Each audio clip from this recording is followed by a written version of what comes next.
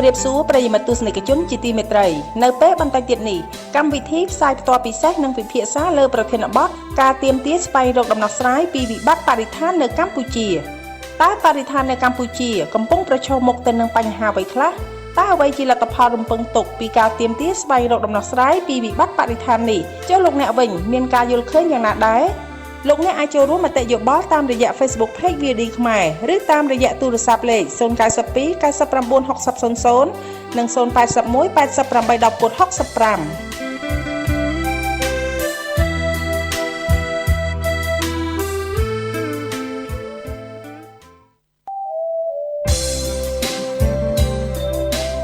ជំរាបសួរប្រិយមិត្តទស្សនិកជនជាទីមេត្រីនៅពេលបន្តិចទៀតនេះកម្មវិធីផ្សាយផ្ទាល់ពិសេសនឹងពិភាក្សាលើប្រធានបទការទាមទារស្វែងរកដំណោះស្រាយពីវិបត្តិបរិស្ថាននៅកម្ពុជា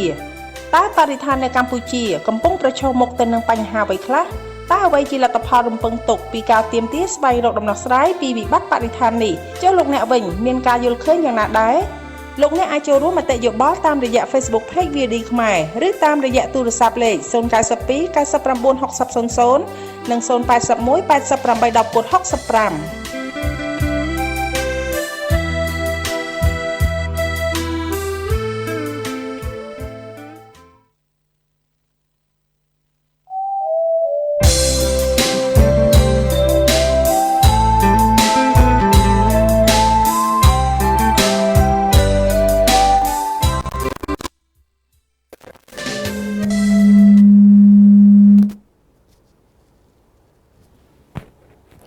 ចា៎នាងខ្ញុំផល្លាសូមគោរពនិងសូមជម្រាបសួរទៅកាន់ប្រិយមិត្តដែលកំពុងតែតាមដានស្ដាប់នៅ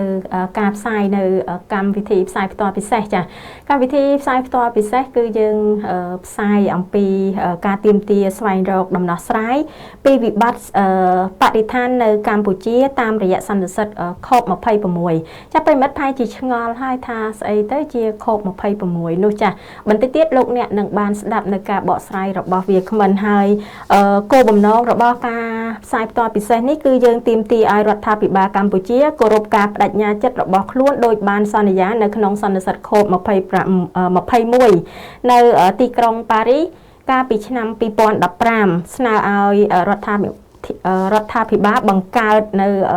បរិយាកាសអំណោយផលដល់ការចូលរួមរបស់សហគមន៍មូលដ្ឋានអង្គការសង្គមស៊ីវិលសកម្មជនមហាជននៅក្នុងកិច្ចអភិរក្សថែរក្សាការពារធនធានធម្មជាតិហើយទី3ហ្នឹងគឺជំរុញឲ្យសហគមន៍អន្តរជាតិពិនិត្យមើលទៅលើការបដិញ្ញាចិត្តនិងការអនុវត្តរបស់រដ្ឋាភិបាលដោយមានចែងនៅក្នុងរបាយការណ៍ស្ដីអំពីឆន្ទៈកម្ពុជានៅក្នុងការចូលរួមចំណែកអនុវត្តអនុសញ្ញាចា៎នេះគឺជាគោលបំណងរបស់ការកម្មវិធីផ្សាយផ្ទាល់ពិសេសយើងហើយនៅក្នុងពេលនេះគឺយើងបានភ្ជាប់ទៅកាន់វាគ្មិនចំនួន3រូបចាដែលទី1គឺលោកម៉ៅច័ន្ទតារាដែលជាអ្នកសម្របសម្រួលគម្រោងនៃសមាគម CYN និងមួយរូបទៀតគឺកញ្ញាកែវយ៉ារីជាអ្នកសម្របសម្រួលគម្រោងនៃសមាគម CYN និងវាគ្មិនរបស់យើងមួយរូបទៀតគឺកញ្ញាFan Lampik ជានាយិកាអង្គការ Note One More ចាត់ដោយក្រុមការងារបានភ្ជាប់អ្នកទាំង3រួចទៅហើយនោះនាងខ្ញុំសូមអនុញ្ញាតជម្រាបសួរនិងស្វាគមន៍ទៅកាន់វាគ្មិនរបស់យើងតែម្ដងចាអញ្ចឹងសូមជម្រាបសួរតារាអូនចាជម្រាបសួរបងចាហើយជម្រាបសួរទៅកាន់កញ្ញាយ៉ារីផងចាហើយជម្រាបសួរទៅកាន់ Fan ផងចាចាជំរាបសួរចាជំរាបសួរចាប្រិមត្តបើសិនជាលោកអ្នកមានជាសំណួរឬក៏ជាយោបល់ចង់ចូលរួមនៅក្នុងកម្មវិធីផ្សាយផ្ទាល់ពិសេសលោកអ្នកអាចទូរស័ព្ទចូលរួមបានដែលប្រព័ន្ធទូរស័ព្ទរបស់យើងមាន2ខ្សែដែលមានលេខ092 99 60 00និងមួយខ្សែទៀតគឺ081 88 10 65ចាអញ្ចឹងមុននឹងយើងផ្ដល់ឱកាសឲ្យប្រិមត្តអ្នកស្ដាប់ចូលរួមនៅក្នុងការផ្សាយផ្ទាល់ពិសេសនេះខ្ញុំអនុញ្ញាតសូមជូនសំណួរទៅកាន់កញ្ញាកែវយ៉ារីមុនដែលជាអ្នកសម្របសម្រួលគម្រោងនៃសមាគម CYN យើងចង់ដឹងថាអ្វីទៅជា COP26 សម្រាប់កម្មវិធីផ្សាយផ្ទាល់ពិសេសនេះចាជូនទៅកាន់យ៉ារីអូនចាអរគុណច្រើនបងជាថ្មីម្ដងទៀតខ្ញុំសូមជម្រាបសួរទៅដល់បងដូចជាបងតារាក៏ដូចជាប្រាំងហើយនឹងទស្សនិកជនដែលកំពុងតែតាមដានទស្សនាការជជែកពិភាក្សានៃវិទ្យុ VOD តើតើជាមួយសំណួរដែលខាងបងសួរថាតើអ្វីជា COP26 អញ្ចឹងពាក្យថា COP ហ្នឹងគឺ ជាពាក្យកាត់នៃភាសាអង់គ្លេសដែលមកពីពាក្យពេញថា Conference of the Parties ហើយបើពាក្យពេញដែលយើងដែលខាងអង្គការសហជីវជាតិដែលគេហៅនោះគឺ UN Climate Change Conference of the Parties ដែលខ្មែរមានន័យថាសន្និសីទអង្គការសហប្រជាជាតិស្ដីពីការប្រែប្រួលអាកាសធាតុហើយ COP គេមើលឃើញថាដែលរៀបចំប្រជុំរៀងរាល់ឆ្នាំបើមិនជាអត់មានការប្រែប្រួលពីរដ្ឋជាសមាជិកអញ្ចឹងសន្និសីទ COP ហ្នឹងគឺលើកទី1គឺត្រូវបានរៀបចំឡើងនៅទីក្រុងបែកឡើងនៃប្រទេសអាល្លឺម៉ង់ហើយគឺកើតឡើងកាលពីខែមីនាឆ្នាំ1995ចាអញ្ចឹងនេះគឺជាអត្ថន័យនិងពាក្យពេញរបស់ COP ហើយសម្រាប់គោលបំណងគឺ26នោះយ៉ារីចា COP 26តំណាងអីដែរចាវាជាលើកទី26នៃកិច្ចប្រជុំនៃការកាត់ឡើងចាកិច្ចប្រជុំនេះយើងធ្វើក្នុងគោលបំណងអីដែរយ៉ារីចាបងអរគុណអញ្ចឹងនៅក្នុងនោះបើយោងតាម website របស់ COP26 ផ្ទាល់គឺគេធ្វើកម្មវិធីនេះឡើងនៅក្នុងគោលបំណង4សំខាន់ដែលគោលបំណងហ្នឹងគឺទី1ខ្ញុំអត់បានចាំតាមលេខរៀងទេប៉ុន្តែទី1នេះគឺផ្ដោតទៅលើការប្រមូលថវិកាដែលប្រទេសជាសមាជិករបស់ធំរបស់អង្គខំហ្នឹងគឺគាត់ត្រូវប្រមូលថវិកាដើម្បីជួយទៅដល់ប្រទេសក្រីក្រដែលគាត់រងផលប៉ះពាល់ដោយសារតែបញ្ហាអាកាសធាតុហ្នឹងហើយទី2ទៀតនោះគឺតកតងជាមួយនឹងការធ្វើយ៉ាងណា make sure ថាអាកាសធាតុឬក៏កម្ដៅនៃផែនដីហ្នឹងមិនកើនឲ្យលើសពី 1.5 ទេព្រោះបើយោងតាមការស្រាវជ្រាវរបស់អង្គការសហជីវជាតិតកតងជាមួយនឹងការប្រែប្រួលអាកាសធាតុនោះគឺគេមើលឃើញថាកម្ដៅផែនដីរបស់យើងអាចនឹងកើនឡើងនៅក្នុងឆ្នាំ2050ឬក៏2040ហ្នឹងនៅក្នុងសីតុណ្ហភាព 1.5 អង្សាសេថែមទៀតអញ្ចឹងកិច្ចប្រជុំហ្នឹងគឺនឹងត្រូវជួបប្រជុំជាមួយនឹងប្រមុខរដ្ឋរបស់ប្រទេសនៅលើជុំវិញពិភពលោកនោះពិភាក្សាទៅលើនឹងរឿងហ្នឹងដើម្បីប្រកាសថាកុំឲ្យកម្ដៅផែនដីរបស់យើងហ្នឹងកើនឡើងលើសពី 1.5 អង្សាហ្នឹងហើយបន្តទៅទៀតនោះគឺតកតងជាមួយនឹងចំណុចទី3គឺគេចង់ make sure ថាធ្វើឲ្យប្រកាសថាมันមាន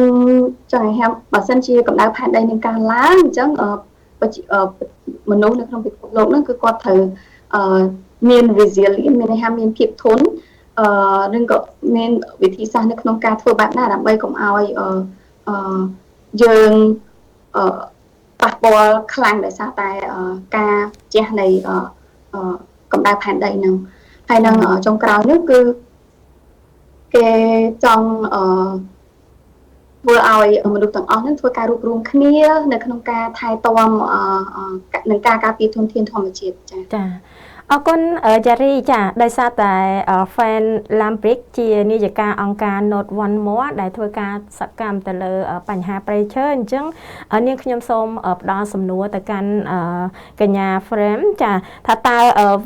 វិបត្តិបរិស្ថាននៅកម្ពុជាហ្នឹងមានទំនាក់ទំនងអ្វីទៅនឹង COP26 នេះចា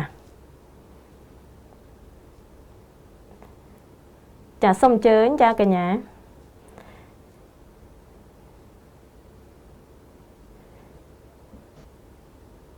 Hello. Thank you. So yes, I would like to share a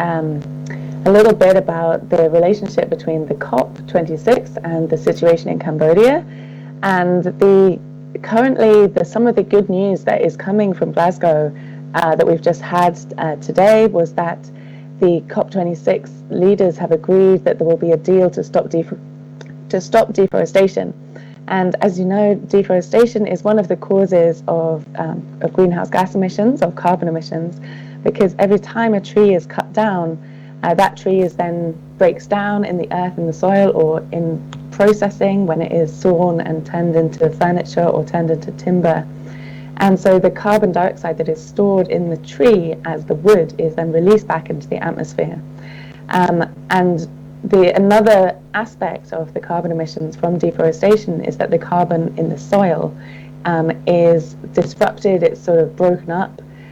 when the trees are cut down and the soil is then turned over for agriculture or for building. And so soil is also releasing carbon dioxide. And so this New Deal to stop global deforestation, several countries have already signed on to that, and it is a new initiative which we hope will make a difference. However, we do also remember that in 2014 there was another declaration that was a global initiative to stop deforestation. And what will really matter now is that countries take action on the ground, like the government of Cambodia must stop deforestation across the whole country, but we are especially thinking the protected areas such as Pre Piraka, such as Pre Long, where local communities and youth and members of the public are not currently allowed to participate in protecting those forests. And so upholding that right to protect the forest is key to actually enacting, to making a difference in terms of this global pledge and global effort to stop climate change, the worst impacts of climate change. Okay. តារាអូនជួយសង្ខេបជូនទៅកាន់ប្រិយមិត្តអ្នកស្ដាប់យើងផងចា៎ បាទអីអ្នកស្រីអីប្រាំក៏បានអីធ្វើការចែកម្លែកតកតងពីតំណែងរវាងប្រទេសកម្ពុជាទៅនឹង COP26 បាទក៏បានលើកឡើងពីអីនៅក្នុង COP26 ហ្នឹងគឺគេបានអីមានសេចក្តីប្រកាសរួមគ្នាមួយតកតងទៅនឹងអីការតាំងចិត្តរបស់អីភាគីរដ្ឋបាទតកតងទៅនឹងការធ្វើបែបមិនបញ្ឈប់អីការកាប់បំផ្លាញព្រៃឈើខុសច្បាប់យើងដឹងហើយថាការកាប់បំផ្លាញព្រៃឈើខុសច្បាប់វាជាផ្នែកមួយសម្រាប់អីបង្កើនឲ្យមាន greenhouse gas emission ហើយការកាប់ដើមឈើការកាប់ដើមឈើការផ្លាស់ប្ដូរឲ្យវត្តនៃធនធានធម្មជាតិជាមួយព្រៃឈើហ្នឹងម្លាស់ទៅជាឲ្យការប្រើប្រាស់ដីផ្សេងៗដូចជាការសង់លំនៅឋានផ្សេងៗហ្នឹងវាធ្វើឲ្យគុណភាពដីថយចុះអញ្ចឹងនៅពេលដែលធ្វើឲ្យគុណភាពដីថយចុះនេះมันប៉ះពាល់ច្រើនមែនទែនទៅដល់ជីវភាពរស់នៅរបស់សហគមន៍មូលដ្ឋានផងដែរហើយយើងមើលឃើញថាឈើមួយចំនួនត្រូវបានគេវិវត្តទៅជាតម្លៃសេដ្ឋកិច្ចដូចជាការកាប់ហើយការដឹកចេញទៅក្រៅប្រទេសសម្រាប់ឲ្យលក់ផ្គត់ផ្គង់សេដ្ឋកិច្ចអីផងដែរហើយកាលពីហ្នឹងគាត់ក៏បានបញ្ជាក់បន្ថែមតាក់ទងទៅនឹងការរដ្ឋបတ်សេរីភាពរបស់សហគមន៍មូលដ្ឋានមិនឲ្យចុះល្បាតព្រៃដូចមុនហើយជាអាចគាត់បានលើកច្បាស់តាក់ទងទៅនឹងការរដ្ឋបတ်សេរីភាពរបស់អាជ្ញាធរមូលដ្ឋានទៅលើបណ្ដាញសហគមន៍ព្រៃឡង់និងព្រៃប៉ែកាដែលពីមុនសហគមន៍ទាំងពីរត្រូវបានអនុញ្ញាតឲ្យចុះល្បាតព្រៃដោយសេរីប៉ុន្តែពេលនេះពួកគាត់មិនត្រូវបានគេចុះអនុញ្ញាតឲ្យចុះល្បាតព្រៃដូចពីមុនទេយើងឃើញថាសកម្មភាពទាំងអស់នេះមិនបានជួយឲ្យថែរក្សាព្រៃឈើឲ្យល្អប្រសើរឲ្យឡើងវិញទេចា friend មានអីបន្ថែមទៀតទេចា Yes, and I think in addition it is really critical, so as I was saying, that people are enabled to participate in the protection of forests and that especially youth who are, it is their future that will be impacted most by climate change, and that they are able to participate, that they are able to fight for the future that they want. So with diverse and abundant natural resources, and we are seeing here at COP26, we are seeing youth leadership such as Greta Thunberg speaking, and we are seeing some activism across the city as a group called Extinction Rebellion is taking action to show and to bring to everybody's attention some of the hypocrisies that we know are happening in terms of the action of the British government, but these youth will not stand by silently while the British government is, for example, exploring a new oil field called Cambo, in fact, off of Shetland, which is the north of Scotland, and the British government also has still not ruled out a new coal mine in Cumbria in the north of the UK, and so we are seeing that participation is very strong. We are seeing the leadership and the vision of Greta Thunberg is very strong here, and the importance also of of not only youth but of everyone who is protecting the environment, who is a frontline forest defender or land defender of the local communities who are protecting natural resources in their own areas. This is a very important part of translating the decisions that are made at COP into reality, into action, to protect the environment. And it is absolutely essential that Cambodia is respecting and is upholding the rights of environmentalists, of youth, of activists, of local communities, and of all of those who defend Cambodia's natural resources and Cambodia's heritage, because the forests and the natural environment of Cambodia is a key part of Cambodia's identity, of Cambodia's natural wealth, and sustainability into the future. Yeah. បាទគាត់ក៏បានបញ្ជាក់ថែមទៀតតកតងទៅនឹងសិទ្ធិប្រជាពលរដ្ឋក៏ដូចជាសហគមន៍មូលដ្ឋានជាពិសេសសកម្មជនដែលធ្វើការនៅជួរមុខពួកគាត់មានសិទ្ធិចូលរួមការពារទុនធនធានជាតិហើយគាត់ក៏មានសិទ្ធិអាចដែលថាបែងចែកជាមួយក៏អាចមានក្តីសម័យរួមតកតងទៅនឹងថ្ងៃអនាគតនៃធនធានធម្មជាតិដែលពួកគាត់ចង់ឃើញហើយនៅគាត់បានផ្សារភ្ជាប់ជាមួយកម្មវិធីមួយចំនួននៅចក្រភពអង់គ្លេសដែលគេកំពុងធ្វើនៅក្នុង COP26 ហើយនៅក្នុងនេះយើងឃើញមានមេដឹកនាំកម្ពុជាជាច្រើនក៏ដូចជាសកម្មជនជួរមុខដែលគាត់បានធ្វើកម្មវិធីជាច្រើននៅចក្រភពអង់គ្លេសហើយគាត់បានលើកឡើងពីករណីមួយនៃការបូមប្រេងបាទនៅក្នុងសមុទ្រដែលធ្វើឲ្យប៉ះពាល់ដល់ទឹកសមុទ្រក៏ដូចជាការបំពានសិទ្ធិមនុស្សជាច្រើនទៅលើសកម្មជនសិទ្ធិមនុស្សនៅជួរមុខហើយនៅក្នុងដែរគាត់ក៏បានបង្ហាញពីគាត់ក៏បានឲ្យផ្សារភ្ជាប់ករណីនេះមកក្នុងប្រទេសកម្ពុជាផងដែរហើយដោយសារតែនៅក្នុងប្រទេសកម្ពុជារបស់យើងមើលឃើញផងដែរថាមានការបំបិទសិទ្ធិសេរីភាពរបស់សហគមន៍មូលដ្ឋានមិនឲ្យគាត់ចុះល្បាតឲ្យបានទៀងទាត់ហើយការបំបិទសិទ្ធិសេរីភាពឬមួយក៏ការមិនអនុញ្ញាតឲ្យពួកគាត់បានចុះទៅល្បាតបានទៀងទាត់បែបនេះវាធ្វើឲ្យធាក់ថយក្រោយនៅការបដិញ្ញាចិត្តរបស់រដ្ឋាភិបាលនៅក្នុងការសន្យានានារបស់គាត់នៅក្នុងCOPដែលគាត់ធ្លាប់បានធ្វើការសន្យាពីមុនមកហើយយើងមើលឃើញថាតំបន់ការពារក៏ដូចជាបានតំបន់ការពារមួយចំនួននឹងមិនអាចការពារបានគង់វង្សទេបើមិនមានការចូលរួមពីសហគមន៍មូលដ្ឋានចា friend ចា friend អាចបញ្ជាក់បានទេថាការពីកន្លងទៅនៅឆ្នាំ2015ហ្នឹងតើនៅក្នុងរបាយការណ៍ស្ដីអំពីឆន្ទៈកម្ពុជានៅក្នុងការចូលរួមចំណែកអនុវត្តនៅអនុសញ្ញានេះតើកម្ពុជាបានសន្យាអីខ្លះនៅក្នុង COP ទី21នោះចា Could you have like more specify on the convention on 2015 on the like willing of the Cambodian government on the COP? What does the representative of Cambodian government like promise on that? I don't know the exact numbers, but all of the countries that joined together in the Paris Agreement in 2015, everybody agrees a nationally determined contribution, which is basically the countries all discuss together, and each country will commit to reduce carbon emissions by a certain amount. And this COP26 is 5 years after the Paris Agreement. In fact, it was meant to be in 2020, but because of the COVID pandemic, it was delayed 1 year. And so this COP is partly to assess or to understand what we have,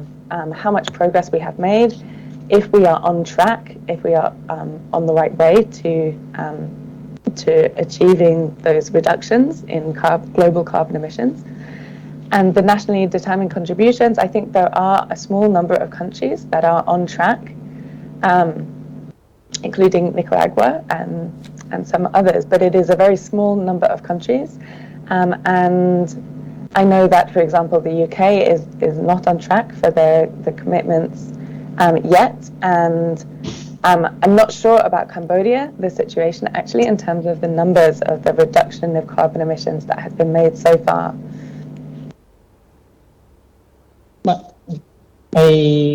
គាត់បានបញ្ជាក់ថាគាត់មិនមានតន័យច្បាស់លាស់ណាមួយតាក់ទងទៅនឹងការសម្រេចរបស់ប្រមុខរដ្ឋាភិបាលក៏ដូចជាតំណាងជាពិសេសក្រសួងបរិស្ថានបាទដែលបានធ្វើការសន្យានៅក្នុងទៅឆន្ទៈរបស់ក្រសួងនៅក្នុងការបដិញ្ញាចិត្តកាត់បន្ថយការប្រែប្រួលអាកាសធាតុប៉ុន្តែគាត់បានសង្កត់ធ្ងន់តាក់ទងទៅនឹងកិច្ចព្រមព្រៀងទីក្រុងប៉ារីសហើយតាក់ទងកិច្ចព្រមព្រៀងទីក្រុងប៉ារីសដែលពីការប្រែប្រួលអាកាសធាតុហើយនៅក្នុងគោលបំណងរបស់កិច្ចព្រមព្រៀងទីក្រុងប៉ារីសតាក់ទងទៅនឹងការប្រែប្រួលអាកាសធាតុនេះគឺទេធ្វើម៉េចចូលរួមកាត់បន្ថយការប្រែប្រួលអាកាសធាតុបាទឲ្យបានតិចបំផុតតាមតែអាចធ្វើទៅបានហើយយើងនៅពេលនេះប្រទេសមួយក៏កំពុងតែដំណើរការទៅលើការបដិញ្ញាចិត្តរបស់ខ្លួនផងដែរហើយនៅក្នុងហ្នឹងខ្ញុំចង់ផ្សារភ្ជាប់ជាមួយអ្នកប្រេប្រានបន្តិចដែរហើយនៅក្នុងបន្ទាប់ពីមុនពេលដែលយើងមានកិច្ចព្រមព្រៀងទីក្រុងប៉ារីសឆ្នាំ2015យើងមានសន្ធិសញ្ញាពិធីសារ Kyoto បាទដែលត្រូវបានធ្វើឡើងនៅក្នុងឆ្នាំ1992បាទហើយមកដល់ឥឡូវយើងមានប្រទេសចំនួន192ហើយដែលបានចូលជាសមាជិករបស់ពិធីសារ Kyoto នោះបាទហើយពិធីសារ Kyoto ការសម្ដែងរបស់ពិធីសារ Kyoto មួយចំនួនហ្នឹងគឺត្រូវបានដាក់ចូលនៅក្នុងកិច្ចព្រមព្រៀងទីក្រុងប៉ារីសនៃការប្រែប្រួលអាកាសធាតុហើយប្រទេសកម្ពុជារបស់យើងក៏ជាប្រទេសហត្ថលេខីនៅក្នុងពិធីសារសារ Kyoto ឆ្នាំ1992នេះដែរបាទចាអរគុណហ្វេនមានអីបន្ថែមទៅលើសំណួរដែលខាងខ្ញុំបានសួរតាក់ទងទៅនឹងរបាយការណ៍ស្ដីពីឆន្ទៈកម្ពុជានៅក្នុងការចូលរួមចំណែកអនុវត្តនៅអនុសញ្ញានេះបន្ថែមទេចាបន្ថែមទៀតទេចា Do you have any additional I don't have anything on that to add except to say that I think for Cambodia one of the key areas in terms of contributing to the global effort to reduce the impacts of the climate crisis is to stop deforestation. And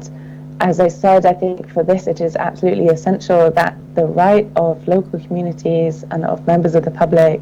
and of youth campaigners to enter the forest is absolutely essential to be able to participate in patrolling.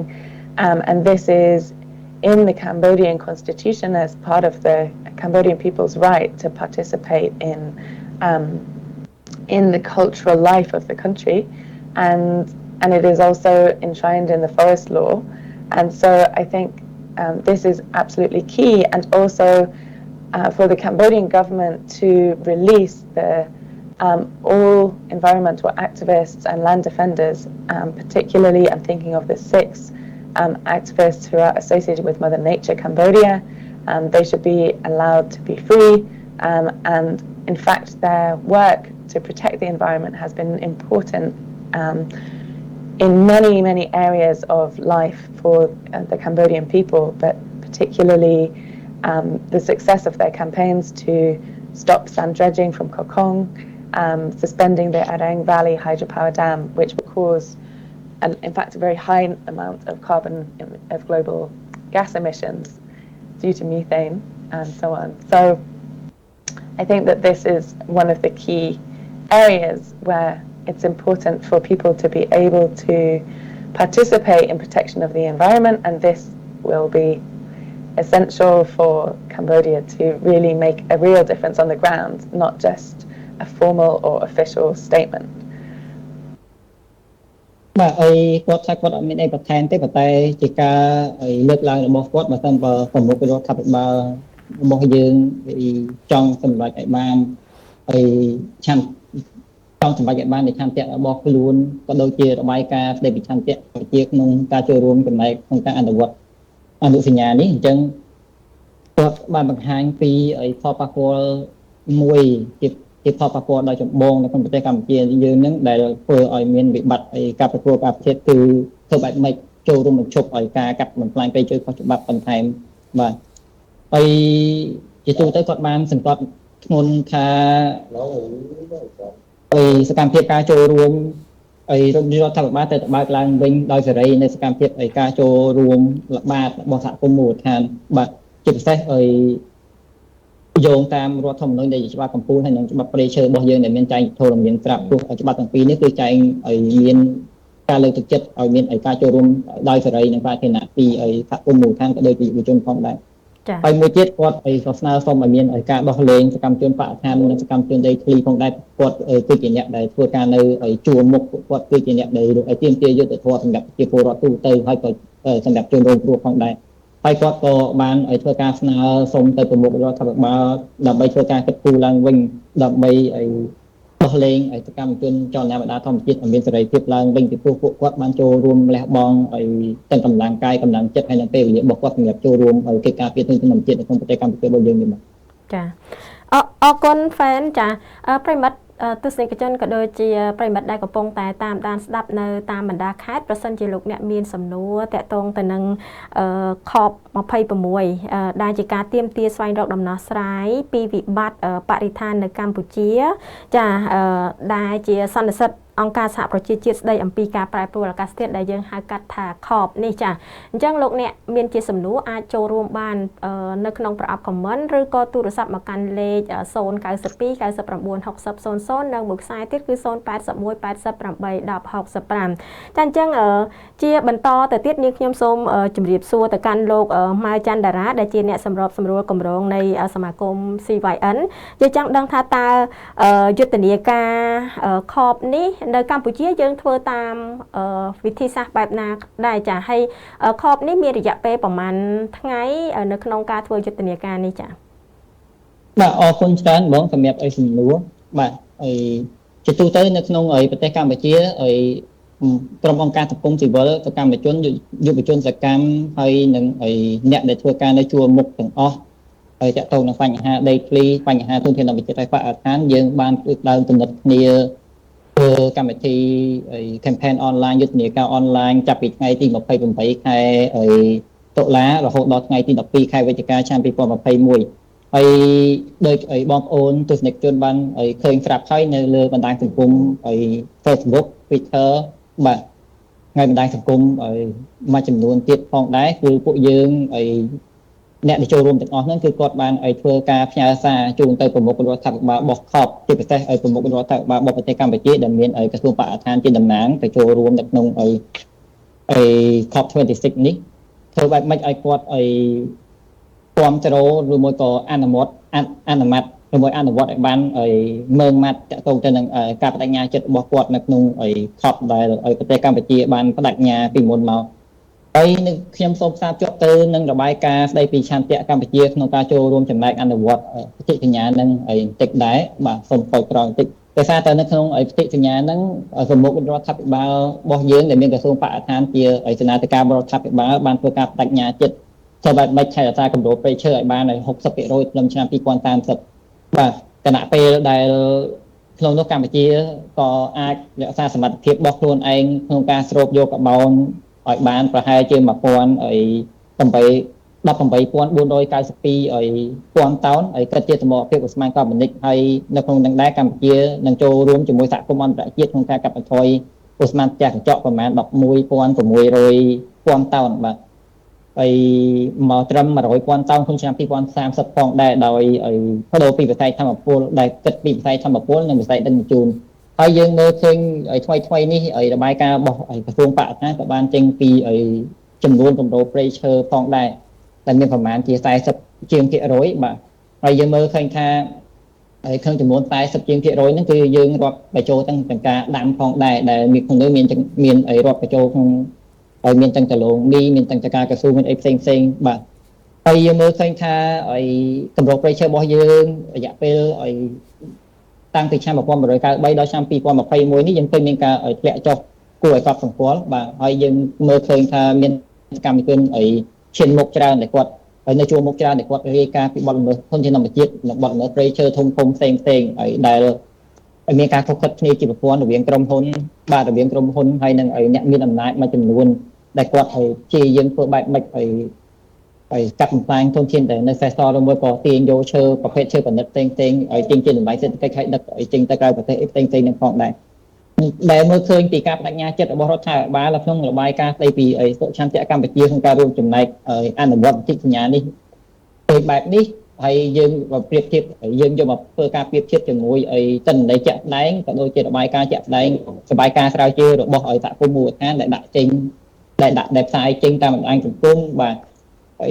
ហើយនឹងស្ថានភាពជាក់ស្ដែងដែលយើងចោះទៅមើលឃើញផ្ទាល់អញ្ចឹងហើយទើបយើងចាប់ផ្ដើមធ្វើដល់ឲ្យមានយុទ្ធនាការនេះឡើងគឺយើងគោលដៅរបស់យើងធំតែមួយគត់គឺធ្វើបែបម៉េចផ្ញើសារជូនអ្នកសម្រេចចិត្តនិងមេដឹកនាំខប់ទាំងអស់ឲ្យគាត់ធ្វើការបដិញ្ញាចិត្តធ្វើបែបម៉េចរក្សាហើយនឹងអនុវត្តឲ្យខ្ជាប់ខ្ជួនឲ្យបានតាមការបដិញ្ញាចិត្តរបស់គាត់នៅក្នុងបញ្ហាខប់នេះផងដែរចាលោកតារាអាចបញ្ជាក់បានទេនៅក្នុងរបាយការណ៍ស្ដីអំពីឆន្ទៈកម្ពុជានៅក្នុងការចូលរួមចំណែកអនុវត្តអនុសញ្ញានេះតើការអនុវត្តរបស់រដ្ឋាភិបាលដែលមានចែងនៅក្នុងរបាយការណ៍នេះមានប្រមាណចំណុចដែរទេអាចបញ្ជាក់ចំណុចនេះបានទេឬក៏យ៉ាងណាចា៎ដូចខ្ញុំបានលើកឡើងខាងដើមយើងនៅក្នុងហ្នឹងយើងមានចំណុចរួមយើងមានចំណុចជាច្រើនតែចំណុចដែលខ្ញុំសង្ខេបហ្នឹងគឺយើងមាន3ចំណុចធំទី1គឺថែរក្សាកម្រិតព្រៃឈើឲ្យបាន60%ចំឆ្នាំ2030បាទទី2គឺកម្ពុជានឹងថែរក្សាសមត្ថភាពស្រូបយកកាបូនប្រមាណ18,492,000 តោនបាទហើយគិតជាសមត្ថភាពឧស្ម័នកាបូនហើយនឹងចូលរួមជាមួយសហគមន៍អន្តរជាតិក្នុងការកាត់បន្ថយឧស្ម័នផ្ទះកញ្ចក់ឲ្យមកត្រឹម3,100 តោនក្នុងឆ្នាំ2030ផងដែរចា៎ហើយយើងមើលឃើញពីពិភពដែលអាចស្រូបបានគឺមានតែព្រៃឈើរបស់យើងទេដែលអាចស្រូបយកឧស្ម័នកាបូនិកហើយបញ្ចេញឧស្ម័នអុកស៊ីសែនបានអញ្ចឹងបើសិនបើព្រៃឈើរបស់យើងនៅតែបន្តបាត់បង់បាទរបាយការណ៍ព្រៃឈើនៅតែមានបន្តការបាត់បង់យើងមិនមានចំណាត់ការផ្លូវច្បាប់ឲ្យតឹងរឹងចំពោះឲ្យក្រុមហ៊ុនដែលបំពេញឬក៏បំលោភឲ្យបាទច្បាប់ដែលធ្វើការបំពេញឲ្យច្បាប់នៅក្នុងប្រទេសកម្ពុជាយើងមិនមានការដកទោសទណ្ឌធ្ងន់ធ្ងរទៅលើជនដែលប្រព្រឹត្តឲ្យបាត់ល្មើសជាប្រព័ន្ធនៅមូលដ្ឋានទេយើងមើលឃើញថាការបដិញ្ញាចិត្តរបស់រដ្ឋាភិបាលនឹងមិនអាចសម្រេចទៅបានឡើយបាទក្នុងឆ្នាំ2030ហើយតែប៉ុណ្្នឹងដូចនៅក្នុងមតិសញ្ញាខ្ជោតូដែលខ្ញុំលើកឡើងឆ្នាំ1992អញ្ចឹងដែរបើសិនបើប្រទេសកម្ពុជារក្សាធនធានធម្មជាតិហើយនឹងព្រៃឈើបានល្អប្រទេសកម្ពុជានឹងអាចមានសមត្ថភាពលក់កាបូនបានគេហៅថាកាបូនក្រេឌីតនឹងបានអញ្ចឹងយើងរក្សាព្រៃឈើឲ្យល្អអញ្ចឹងគេលក់មុខងាររបស់ព្រៃឈើនៅពេលដែលព្រៃឈើវាមានមុខងារស្រូបយកស្មានអុកស៊ីសែនហើយសំដៅស្រូបយកស្មានកាបូនិកបញ្ចេញអុកស៊ីសែនអញ្ចឹងនៅពេលដែលនៅក្នុងសន្ធិសញ្ញាខ្ជោតូនេះដែលមានប្រទេសជាង192នៅក្នុងហ្នឹងគឺគេធ្វើសន្ធិសញ្ញានេះជាមួយប្រទេសដែលមានថាបញ្ចេញជាមួយក៏បំភាយឧស្ម័នកាបូនិកជាមួយក៏ឧស្ម័នពុលមកក៏ស្ងាត់ធ្ងន់ហ្នឹងដែលចូលរួមជួយ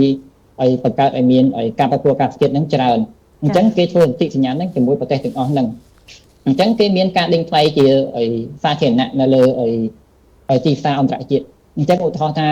ដើមឈើមួយដើមដែលមានអាយុ10ឆ្នាំដែលមានមុខកាត់100អញ្ចឹងនៅក្នុងមួយដើម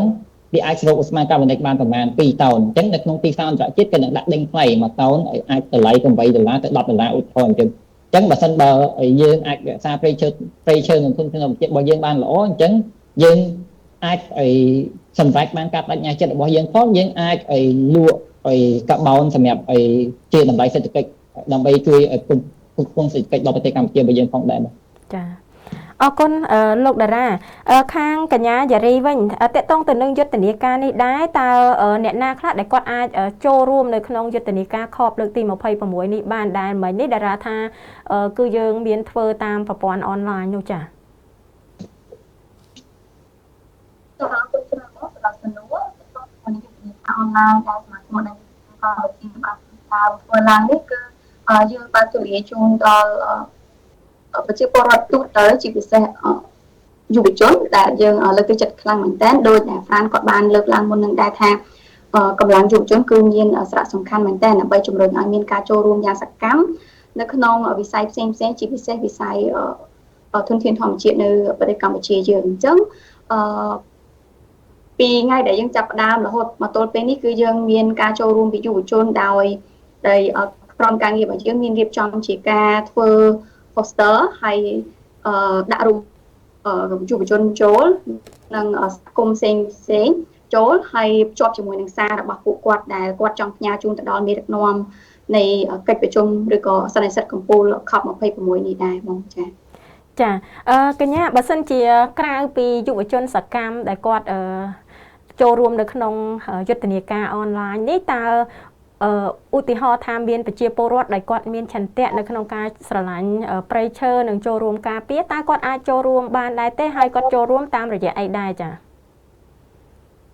បងជាការពិតណាស់ការចូលរួមដូចខ្ញុំបានលើកឡើងមុនហ្នឹងថាយើងបើកទលាជូនពលរដ្ឋទូទៅមិនថាតែសកម្មជនឬក៏ជាយុវជនសកម្មឬក៏អ្នកណាទេចាគឺអាចចូលរួមបានទាំងអស់ហើយពួកគាត់អាចតាក់ទងមកខាងក្រុមការងារដោយលើ Facebook page របស់សមាគមអាណាយុវជនកម្ពុជាគាត់អាចឆាតមកហើយគាត់អាចផ្ញើជារូបថតនិងសាររបស់គាត់ដែលគាត់ចង់ផ្ញើជូនទៅមេដឹកនាំនៃ COP26 ហ្នឹងចាជាក់ស្ដែងដូចយើងមានសហគមន៍មួយចំនួននៅតាមបណ្ដាខេត្តទីពិសេសនៅជុំវិញព្រៃឡង់គាត់ក៏បានផ្ញើរូបរបស់គាត់ក៏ដូចជាសារផ្សេងៗមកជូនក្រុមការងារយើងដែរហើយបច្ចុប្បន្នគឺក្រុមការងារកំពុងតែដំណើរការធ្វើ poster ហើយនឹងធ្វើការផុសជាប្រចាំចាបច្ចុប្បន្ននេះតើមានអ្នកចូលរួមប្រមាណអ្នកហើយនៅក្នុងការធ្វើយុទ្ធនាការតាមអនឡាញរបស់ខាងដែលចូលរួមជាមួយ COP នេះចាបើតាមគម្រោងរបស់យើងគឺយើងចង់ឲ្យមានការចូលរួមរហូតដល់100នាក់ហើយបើយោងតាមការសង្ខេបនឹងកិច្ចប្រជុំរបស់ពួកយើងតាមអនឡាញកាលពីដើមសប្តាហ៍នេះគឺយើងទទួលបានលើសពី50 poster ហើយប៉ុន្តែយើងតែផុសបាន20ទៅ30 poster ទេអញ្ចឹងយើងនៅមាន poster ផ្សេងៗទៀតដែលកំពុង design ហើយនឹងកំពុង schedule ផុសនៅតាមFacebook page ក៏ដូចជា Twitter ដែរចាប្រិមិត្តពាក្យថា COP គឺជាសន្និសីទអង្គការសហប្រជាជាតិស្ដីអំពីការប្រែប្រួលអាកាសធាតុចាអញ្ចឹងលោកអ្នកទៅតែបានស្ដាប់មិញនេះបើសិនជាលោកអ្នកមានជាសំណួរឬក៏ជាយោបល់អាចចូលរួមនៅក្នុងកម្មវិធីផ្សាយផ្ទាល់ពិសេសយើងបានដែរប្រព័ន្ធទូរស័ព្ទយើងមានដាក់នៅលើការផ្សាយផ្ទាល់នេះហើយមួយវិញទៀតបើសិនជាលោកអ្នកមានជាសំណួរអាចសរសេរនៅក្នុងប្រអប់ comment ក្រុមការងារយើងនឹងដកស្រង់រាល់ការចូលរួមរបស់ប្រិមិត្តមកកាន់វាគ្មិនរបស់យើងចាអញ្ចឹងមុននឹងបន្តជួបជាមួយវាគ្មិនរបស់យើងនាងខ្ញុំសូមអនុញ្ញាតទទួលប្រិមិត្តយើងមួយរូបសិនចាសូមជម្រាបសួរលោកពេជ្រសំណាងចាបាទសូមអរគុណចាសូមជម្រាបសួរលោកពូចា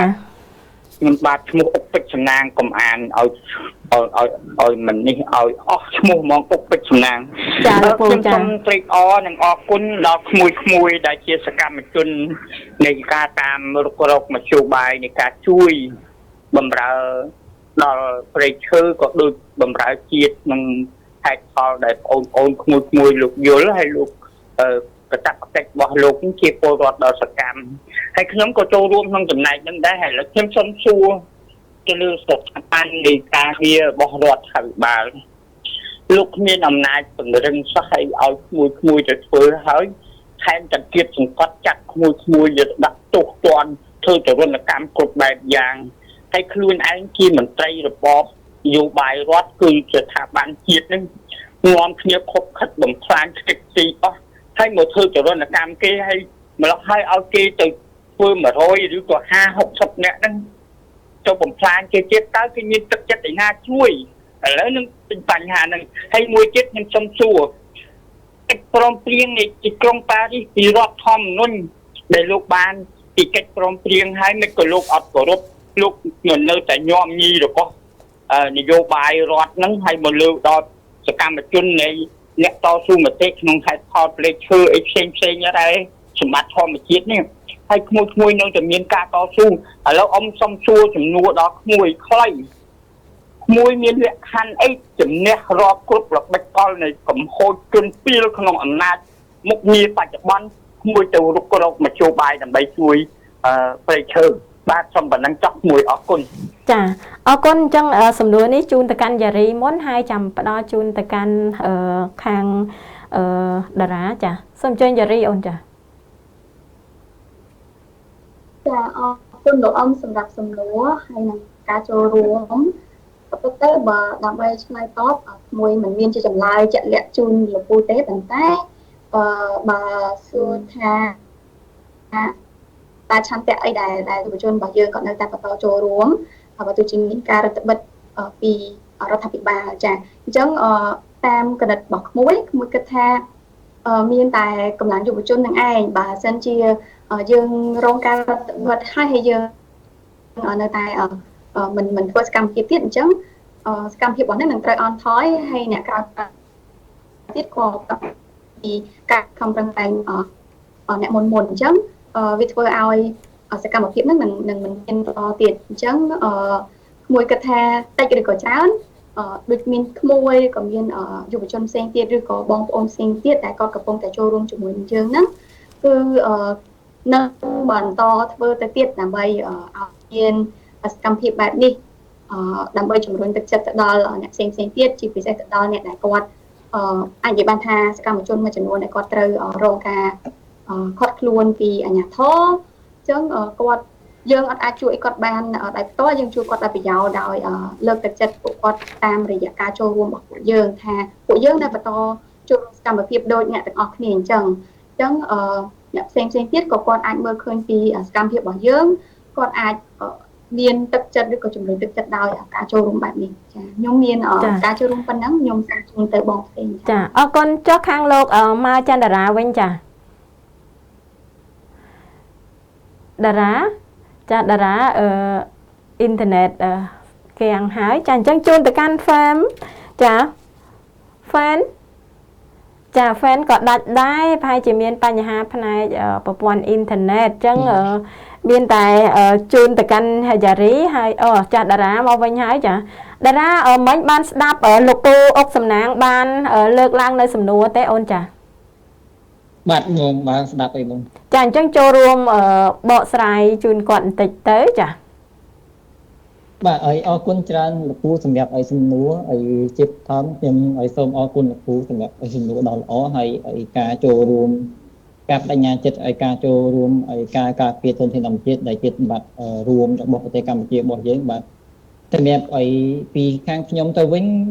ខ្ញុំជឿជាក់យ៉ាងមុតមមថាមានតែការអនុវត្តគោលនយោបាយឲ្យបានស្មើភាពគ្នាទេបាទហើយបាទមានថាបើកិច្ចគោលនយោបាយល្អទើបយើងអាចស្វែងរកផលប្រយោជន៍រួមសម្រាប់ជាតិយើងបានហើយខ្ញុំជឿជាក់ទៀតថាប្រជាពលរដ្ឋទាំងអស់គាត់មានសិទ្ធិនិងកាតព្វកិច្ចបើចូលរួមការពារធនធានធម្មជាតិឲ្យបរិស្ថានរបស់យើងស្របតាមច្បាប់និងបទកថាគតិយុត្តនានាដែលមានចែងធម៌មានយើងមានរដ្ឋធម្មនុញ្ញនៃប្រជាជាតិកម្ពុជាយើងមានសិទ្ធិពលរដ្ឋសិទ្ធិនយោបាយបាទយើងមានច្បាប់ព្រៃឈើយើងមានក្រមបរិស្ថានធនធានធម្មជាតិផ្សេងដែលច្បាប់ទាំងអស់ហ្នឹងបានចែងការពារផលប្រយោជន៍សាធារណៈរបស់ប្រជាពលរដ្ឋដូចជាសហគមន៍មូលដ្ឋានជាពិសេសលើកទឹកចិត្តឲ្យប្រជាពលរដ្ឋគាត់អាចចូលរួមការពារធនធានធម្មជាតិដោយសេរីនិងមិនមានការគៀបសង្កត់ណាមួយទេពីសំណាក់អាជ្ញាធរមួយក៏ស្ថាប័នពាក់ព័ន្ធមួយទៀតខ្ញុំជឿជាក់យ៉ាងមុតមមថាមានតែធ្វើការលើកកម្ពស់ការយល់ដឹងប្រជាពលរដ្ឋជាពិសេសគឺសហគមន៍មូលដ្ឋានដែលគាត់យល់ដឹងពីក្របខ័ណ្ឌច្បាប់និងផ្នែកច្បាប់ទាំងអស់ដែលការពារផលប្រយោជន៍ឲ្យគាត់ទេហើយទើបយើងអាចមានការចូលរួមប្រកបដោយអត្ថន័យបានការចូលរួមប្រកបដោយអត្ថន័យកន្លែងនេះគឺយើងនិយាយពីការចូលរួមប្រកបដោយបរិយាបន្នបាទការចូលរួមប្រកបដោយបរិយាបន្នហ្នឹងគឺមិនមែនមានន័យថាមានតែសេនាធិការរដ្ឋាភិបាលទេដែលគាត់ធ្វើការគឺមានសហគមន៍មូលដ្ឋានមានសកម្មជនមានពលរដ្ឋសកម្មគាត់ចូលរួមឈឺឆ្អើលតាមដានព្រឹត្តិការណ៍ផ្សេងតាមគោលនយោបាយផ្សេងដែលជាប្រយោជន៍សម្រាប់ប្រជាពលរដ្ឋទូទៅបាទហើយខ្ញុំជឿជាក់ថាស្របតាមស្មារតីនៃច្បាប់និងការពារផលប្រយោជន៍រួមសម្រាប់ប្រជាពលរដ្ឋហើយការអនុវត្តច្បាប់នឹងត្រូវបានអនុវត្តដោយស្មើភាពគ្នាហើយបើសិនបើច្បាប់គាត់តែបង្កើតឡើងសម្រាប់អនុវត្តដើម្បីបំរើផលប្រយោជន៍ឲ្យអ្នកមានអំណាចស្ដាប់តូចបាទអ្នកដែលគាត់ទទួលបានផលប្រយោជន៍ពីរឿងណាមួយអញ្ចឹងច្បាប់ហ្នឹងអត់បានបំរើផលប្រយោជន៍ឲ្យសាធារណជនទេអញ្ចឹងមានតែការអនុវត្តច្បាប់ដោយមានប្រសិទ្ធភាពហើយតម្លាភាពទេបាទហើយនឹងការចូលរួមប្រកបដោយបរិយាបន្នទេទើបយើងអាចធ្វើការចូលរួមប្រកបដោយតម្លាភាពបានហើយខ្ញុំជឿជាក់ថាប្រជាពលរដ្ឋរបស់យើងទាំងអស់គាត់អាចមានសិទ្ធិចូលរួមការពារធនធានធម្មជាតិចូលរួមការពារបរិស្ថានចូលរួមសកម្មភាពនយោបាយផ្សេងហ្នឹងស្របតាមរដ្ឋធម្មនុញ្ញដែលយើងបានចែងព្រោះរដ្ឋធម្មនុញ្ញជាច្បាប់កំពូលយើងមានបានចែងយើងមានចែងច្បាស់បាទតកតងទៅនឹងកតសិទ្ធិនិងកាតព្វកិច្ចរបស់ពលរដ្ឋនៅក្នុងការការពារធនធានធម្មជាតិហើយបរិស្ថានហើយ มันអាចមាននរណាគេម្នាក់មករំលោភរដ្ឋធម្មនុញ្ញដែលច្បាប់កម្ពុជាបានទេហើយបើសិនបើយើងយល់ដឹងពីក្របខ័ណ្ឌច្បាប់បានច្រើនបាទយើងយល់ដឹងពីក្របខ័ណ្ឌច្បាប់យើងយល់ដឹងពីច្បាប់ដែលចែងសម្រាប់តាក់តែងសម្រាប់ផ្ដល់ផលប្រយោជន៍ឲ្យយើងអញ្ចឹងទៅពេលយើងធ្វើការតស៊ូមតិនយោបាយគឺយើងយកច្បាប់ទៅនិយាយបាទគឺយើងយកច្បាប់យកមេត្រាណាដែលចែងមកសម្រាប់ការពារផលប្រយោជន៍ឲ្យសាធារណជនការពារផលប្រយោជន៍ឲ្យប្រជាពលរដ្ឋនេះយកទៅធ្វើការតស៊ូមតិជាទូទៅបើសិនបើយើងទៅឲ្យធ្វើការតស៊ូមតិទៅជជែកផ្នែកគោលនយោបាយដែលអត់បានឲ្យលើកច្បាប់ឬមួយក៏លើកអង្គហេតុច្បាប់យកមកឲ្យធ្វើអំណះអំណាងទេគឺយើងមិនអាចឲ្យយកទៅធ្វើការជជែកប្រកបដោយអត្ថន័យមួយក៏បរិយាបន្នដែលមានតម្រូវឲ្យមានការចូលរួមច្រើនទេហ្នឹងហើយខ្ញុំសូមជូនទៅឲ្យលោកពូប៉ុណ្ណឹងបាទអរគុណច្រើនបងចាអរគុណតារាត្រឡប់មក fan វិញចាថាកញ្ញាតើគិតថាយុទ្ធនាការនេះអាចបានលឺទៅដល់អ្នកដឹកនាំខប26ដោយរបៀបណាដែរក្នុងនាមកញ្ញាជានាយិកាអង្គការ Note 11នោះចា how the campaign will be heard to the top leader in UK. Thank you for the question. Yes, so we have been organizing some events to share about the situation in Cambodia. We have been sharing some videos about environmental activism and about the efforts of communities to protect the forests, and also to expose or to share the issues that we are all facing in terms of deforestation and the ways that people in Cambodia have been trying to be effective in reducing deforestation. So these events are, there are so many things going on right now in Glasgow, like many events, but we are participating in those, speaking about the situation and sharing the reality of what it is like to be struggling to defend the environment, to defend forests in Cambodia. And the other thing that I would like to invite is that young people in Cambodia, please share your reflections, what you want to see from the COP leaders, what you want to see from your own government in terms of commitment to reduce carbon emissions. You can use the hashtag COP26. You can also send messages directly via social media to the Ministry of Environment to call for real action to reduce carbon emissions, especially I think that deforestation is absolutely key. And Cambodia has made a very ambitious pledge to reduce carbon emissions, to reduce greenhouse gas emissions, to be negative by 2030. And if that is to be a reality, then the participation of the public and of enabling the participation of youth and celebrating the contributions of environmental activists will be key to making that promise come true, rather than like we don't want to see the scenario where Cambodia is failing to uphold its international promises and commitments to this global effort. And I believe that participation of the public and celebrating the work of environmental activists is key to that. ចា អរគុណច្រើនហ្វ្រាំងបាទគាត់បានបង្ហាញពីយុទ្ធសាស្ត្រមួយចំនួនក៏ដូចជាសកម្មភាពមួយចំនួនដែលបានកំពុងធ្វើនៅទីក្រុងបាននៅក្នុងចក្រភពអង់គ្លេសគឺនៅទីនោះគឺយើងមានរៀបចំយុទ្ធនាការជាច្រើនហើយពួកគាត់បានបង្ហាញពីសកម្មភាពតស៊ូរបស់សហគមន៍មូលដ្ឋានក៏ដូចជាសកម្មជននៅក្នុងកិច្ចការពីជនជាតិធម្មជាតិហើយបរិស្ថានផងដែរហើយសកម្មភាពទាំងអស់ហ្នឹងគាត់ក៏បានបញ្ជាក់ក៏បានលើកទឹកចិត្តឲ្យយុវជនវ័យក្មេងក្នុងប្រទេសកម្ពុជាធ្វើការឆ្លុះបញ្ចាំងឡើងវិញហើយពីសារណាដែលយើងចង់ផ្ញើទៅប្រមុខដឹកនាំរបស់ប្រទេសដែលចូលរួមនៅក្នុង COP26 នេះក៏ដូចជាផ្ញើសារឲ្យទៅធ្វើការឆ្លុះបញ្ចាំងឡើងវិញទៅលើការអនុវត្តរបស់រាជរដ្ឋាភិបាលក្នុងការកាត់បន្ថយការប្រែប្រួលអាកាសធាតុហើយនិងការកាត់បន្ថយឧស្ម័នតែកញ្ចក់ផ្សេងៗហ្នឹងហើយប្រជាពលរដ្ឋរបស់យើងហើយនិងយុវជនវ័យក្មេងអាចចូលរួមជាមួយពួកយើងបានតែគ្រាន់តែប្រើសញ្ញាទ្រង់ជ្រូកនិងយើ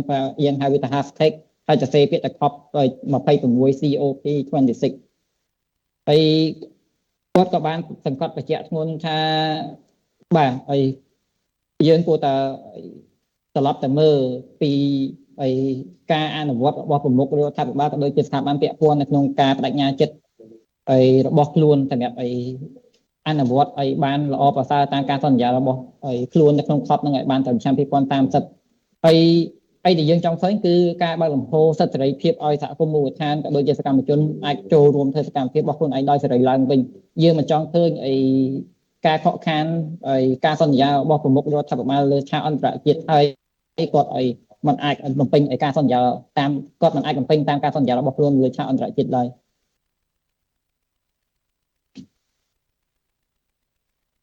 យុទ្ធនាការនេះតើតារារំពឹងថានឹងទទួលបានលទ្ធផលយ៉ាងដូចម្តេចដែរពីយុទ្ធនាការដែលយុវជនបានធ្វើរយៈពេលតាំងពីថ្ងៃទី28មកដល់ថ្ងៃទី12នេះចាយុទ្ធនាការដែលចូលរួមជាមួយ COP នៅទីក្រុងប៉ារីស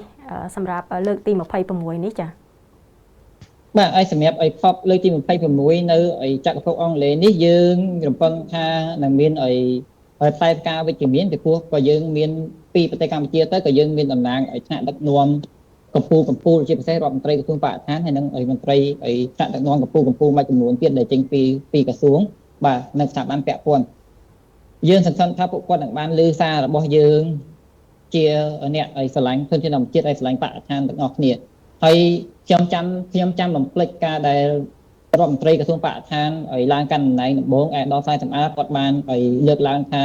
បាទយើងកុំព្យាយាមស្រឡាញ់ធនធានធម្មជាតិហើយបរិស្ថានតែឯងបាទយើងត្រូវចែកឲ្យគ្រប់គ្នាស្រឡាញ់អញ្ចឹងការចូលរួមរបស់យើងនេះគឺជាការចូលរួមឆ្លុះបញ្ចាំងពីការបដិញ្ញាចិត្តរបស់គាត់ដែរគឺគាត់បើកទលាយឬមួយក៏បើកលំហឲ្យប្រជាពលរដ្ឋហើយនិងយុវជនរបស់យើងអាចចូលរួមនៅក្នុងកិច្ចការពារធនធានធម្មជាតិឲ្យបរិស្ថានបានហើយយើងនៅថ្ងៃទី8ខែនេះក៏យើងមានចេញសេចក្តីថ្លែងការណ៍រួមមួយដែរសម្រាប់ដាក់ទៅមេដឹកនាំរបស់ COP ហើយយើងសង្ឃឹមថាមេដឹកនាំរបស់ COP នឹងធ្វើការគិតគូរពិចារណាឡើងវិញជាពិសេសប្រមុខដឹកនាំរបស់យើងដែលមានវត្តមាននៅCOP26 នេះទៅឲ្យមិនឲ្យគាត់បានអនុវត្តការបដិញ្ញាចិត្តរបស់គាត់ឲ្យបានល្អប្រសើរទាក់ទងទៅនឹងការបដិញ្ញាចិត្តនៅក្នុងCOP នេះព្រោះការប្រែប្រួលអាកាសធាតុវាមិនមែនជាបញ្ហារបស់ប្រទេសកម្ពុជាតែមួយទេវាជាបញ្ហារបស់សកលហើយវាមិនមែនទៅកើតឡើងទេវាកើតឡើងយូរហើយអញ្ចឹងហើយបើសិនបើយើងមិនចូលរួមទាំងអស់គ្នាសម្រាប់ការកាត់បន្ថយការប្រែប្រួលអាកាសធាតុទេអញ្ចឹងនៅថ្ងៃអនាគតប្រជាពលរដ្ឋរបស់យើងទាំងអស់ហ្នឹងនឹងមិនអាចមានភាពធំទ្រាំទៅនឹងការប្រែប្រួលអាកាសធាតុបានទេហើយជារួមយើងមើលឃើញពេលខ្លះខែប្រាំងទៅជាមានភ្លៀងធ្លាក់កក់ខែមានភ្លៀងធ្លាក់ច្រើនខែវស្សាដែលមានភ្លៀងទៅជាក្តៅមិនមានភ្លៀងអញ្ចឹងវាជាផលប៉ះពាល់ជាងទៅការប្រែប្រួលអាកាសធាតុហើយការវិវត្តនៃផលប៉ះពាល់នៃការប្រែប្រួលអាកាសធាតុហ្នឹងវានឹងវិវត្តអាក្រក់ទៅបើសិនបើសកម្មភាពរបស់មនុស្សហ្នឹងចូលរួមធ្វើឲ្យការចូលរួមធ្វើឲ្យមានការកើនឡើងកាន់តែខ្លាំងឡើងឲ្យតទៅនឹងការប្រែប្រួលអាកាសធាតុហើយយើងអាចនិយាយបានមួយផ្នែកទៀតថាបើសិនបើប្រមុខថ្នាក់ដឹកនាំរបស់យើងគាត់បានអនុវត្តខ្ជាប់ខ្ជួនបាទគាត់បានអនុវត្តខ្ជាប់ខ្ជួនគាត់បានអនុវត្តបានត្រឹមត្រូវហើយតាមការបញ្ញាចិត្តរបស់គាត់នៅក្នុង COP ហ្នឹងវាក៏ជាមុខមាត់មួយផ្នែកដែរសម្រាប់ការលើកកម្ពស់មុខមាត់ប្រទេសកម្ពុជាក្នុងឆាកអន្តរជាតិដើម្បីអាចឲ្យឆាកអន្តរជាតិបានមើលឃើញថាប្រទេសកម្ពុជាបฏิបានបដិញ្ញាចិត្តយ៉ាងមុតមាំធ្វើតាមការបដិញ្ញាចិត្តរបស់ខ្លួននៅក្នុង COP នានាមកដល់ពេលកន្លងមកនេះផងដែរបាទចាអរគុណខាងយ៉ារីវិញតើអូនមានជាអនុសាសន៍ឬក៏ជាសំណូមពរអីនៅក្នុងការចូលរួមនៅការទាមទារស្វែងរកដំណោះស្រាយពីវិបត្តិបរិស្ថាននៅកម្ពុជាតាមរយៈសន្និសីទCOP26 នេះសម្រាប់ការផ្សាយផ្ទាល់ពិសេសនេះចាសូមអញ្ជើញខ្លីបងអូនចា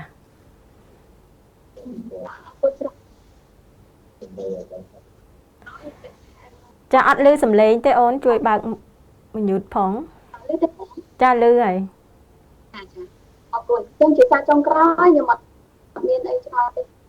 គ្រាន់តែមកការលើកទឹកចិត្តនិងអំពាវនាវឲ្យអំពាវនាវទៀតទៅដល់យុវជនដែលដូចតែយើងបានជជែកច្រើនហើយថាយុវជនគឺចង់ឲ្យគាត់មានការចូលរួមច្រើនមែនទែនអញ្ចឹងសូមឲ្យយុវជនដូចជាពុកម៉ែបងប្អូនផ្សេងៗទៀតក៏បានដែរដូចគ្នាបន្តចូលរួមជាមួយពួកយើងកន្លងពេលដែលពួកយើងកំពុងតែធ្វើសកម្មភាពonline campaign តាក់ទងជាមួយនឹង COP26 នេះឲ្យពួកគាត់ចូលរួមជាមួយយើងទាំងការផ្ដល់សារឬក៏ចែករំលែកព័ត៌មានផ្សេងទៅកាន់មេដឹកនាំរបស់ COP26 ហ្នឹងព្រោះឥឡូវនេះគាត់កំពុងតែដំណើរការនៅក្នុងការជជែក ទៅលើគោលបំណង4សំខាន់ហ្នឹងហើយអញ្ចឹងចូលរួមផ្ដល់ជាសារឬក៏ចូលទៅស្ដាប់ podcast របស់យើងក៏បានដែរព្រោះនៅក្នុងនោះគឺយើងមានធ្វើជា podcast ដើម្បីចែករំលែកព័ត៌មានឬក៏ចំណេះដឹងដែលអំពី COP26 ហ្នឹងជូនបងប្អូនរៀងរាល់ថ្ងៃពុធនិងថ្ងៃសុក្រផងដែរចាហើយកម្មវិធីរបស់យើងគឺយើងនឹងធ្វើរហូតដល់ថ្ងៃ12ខែ11ឯណោះអញ្ចឹងបងប្អូនអាចបន្តផ្ញើជារូបភាពនិងសារមកកាន់ក្រុមការងារហើយក្រុមការងារនឹងធ្វើការ design ជូននិងផុសទៅតាមប្រព័ន្ធ Facebook របស់យើងចាអរគុណចាចុះខាង fan វិញចា fan មានជាអនុសាសន៍យ៉ាងម៉េចដែរនៅក្នុងការចូលរួមនៅការផ្សាយផ្ទាល់ពិសេសនេះអំពីការទាមទារស្វែងរកដំណោះស្រាយពីវិបត្តិបរិស្ថាននៅកម្ពុជាតាមរយៈសន្និសីទ COP26 ចា Do you have any recommendation? But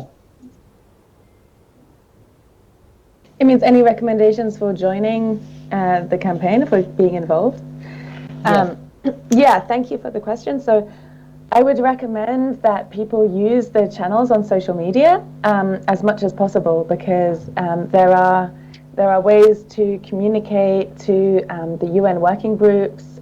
and to specifically to countries that are involved in the discussions, including I would recommend sending your messages directly on Facebook to the Ministry of Environment in Cambodia. And you can also send a message to the Ministry of Justice in Cambodia to call for the release of environmental activists who are currently in jail right now because of their work to protect the environment. One of the hashtags that has been used is hashtag free environmental activists, also hashtag justice for all with 4 as a number. Please use those hashtags, send a message with the hashtag COP26, which I mentioned before, and you can send that to the Ministry of Justice and to the Ministry of Environment. You can easily find them on Facebook. Ministry of Justice is at MOJ Cambodia. And I would recommend also that you follow CYN Facebook page, and you can follow the Facebook page safeplayplayer.ca to learn about what is happening at COP26. And if you want to contribute a message, then there is a campaign, share a selfie or a photo of yourself and your message to the COP. ចាអរគុណសូមតារាជួយសង្ខេបខ្លីអូនចាបាទគាត់ថាយើងគួរតែប្រើប្រាស់ប្រព័ន្ធបណ្ដាញសង្គមរបស់យើងឲ្យមានប្រសិទ្ធភាពដើម្បីផ្ញើសារទៅដល់ប្រមុខដឹកនាំរបស់អង្គការសហជីវជាតិឬមួយក៏មេដឹកនាំដែលចូលរួមនៅក្នុងCOP26បាទឬមួយក៏យើងអាចធ្វើការទាមទារទៅក្រសួងយុទ្ធភ័ពនៅប្រទេសកម្ពុជាដែលយើងអាចស្វែងរកនៅលើ Facebook បានគឺ MOJ Cambodia បាទហើយបើសិនបងប្អូនចង់ចូលរួមជាមួយយើងបងប្អូនអាចប្រើ hashtag 3បានជា hashtag ដែលយើងប្រើនៅក្នុងយុទ្ធនាការនេះគឺទី1គឺfree environmental activist ហើយទី2គឺCOP26គឺទី3justice for all បាទហើយបើសិនបងប្អូនចង់ដឹងព័ត៌មានបន្ថែមទាក់ទងនឹង COP បងប្អូនអាចធ្វើការfollow page របស់បណ្ដាញយុវជនកម្ពុជាឬមួយក៏ page របស់Sale ដែលប្រៃពេរកាហើយបើសិនបងប្អូនចង់ចូលរួមដោយផ្ទាល់បងប្អូនអាចធ្វើការ share ពីរូបរបស់បងប្អូនហើយអាចធ្វើការ post ឬមួយក៏ share ឬមួយក៏ផ្ញើចូលមកក្រុមការងារនឹងធ្វើការរចនាposter ឬមួយក៏រូបសម្រាប់បងប្អូនដែលអាចបងប្អូនអាច post បានបាទ ចាអរគុណលោកមឿងច័ន្ទរានដែលជាអ្នកសម្របសម្រួលគម្រោងនៃសមាគម CYN អរគុណទៅដល់កញ្ញាកៅយ៉ារីដែលជាអ្នកសម្របសម្រួលគម្រោងនៃសមាគម CYN និងអរគុណទៅដល់កញ្ញា Fan Lambrick ដែលជានាយិកាអង្គការ Note One More ដែលបានចូលរួមនៅក្នុងកម្មវិធីផ្សាយផ្ទាល់ពិសេសរយៈពេល1ម៉ោងនេះចាអរគុណសូមជម្រាបលាវាគ្មិនទាំង3រូបចាហើយអរគុណចំពោះការចំណាយពេលវេលារបស់ប្រិមិត្តនៅក្នុងការទស្សនាកម្មវិធីផ្សាយផ្ទាល់ពិសេសនេះអរគុណដល់ក្រុមការងារដែលបានជួយសម្រួលរយៈពេល1ម៉ោងចាពេលនេះនាងខ្ញុំផល្លារួមជាមួយក្រុមការងារនិងវាគ្មិនសូមអរគុណសូមជម្រាបលា